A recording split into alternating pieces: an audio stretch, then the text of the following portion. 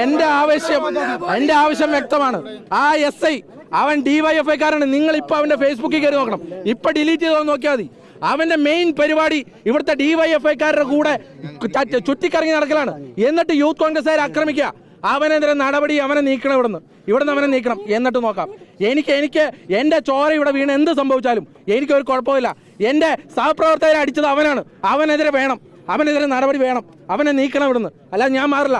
എന്ത് വെയിൽ എന്തായാലും എന്ത് ചോര പറഞ്ഞാലും ഞാൻ മാറില്ല. ജിജു SI ജിജു, നിങ്ങൾ ഇപ്പൊ പോയി നിങ്ങൾ അവന്റെ ഫേസ്ബുക്കിൽ ഇപ്പൊ നോക്ക്. ഒരു കേരള പോലീസിലെ ഉദ്യോഗസ്ഥന്റെ പണിയാണോ ഇത്? CPL ലോക്കൽ സെക്രട്ടറിയുടെ ബുള്ളറ്റിൽ കറങ്ങിയായിരുന്നു ഫോട്ടോ എടുക്കലാണ് അവന്റെ പണി. അതാണോ അവന്റെ പണി? നടക്കില്ല ഇത്. അവനൊക്കെ വിചാരിച്ചെന്താ ADGP അജിത് കുമാറിന്റെയും പിണറായിയുടെ സംരക്ഷണം എന്നും ഉണ്ടാവുന്നോ? ഞങ്ങളെ അടിച്ചു കൊല്ലാന്നോ?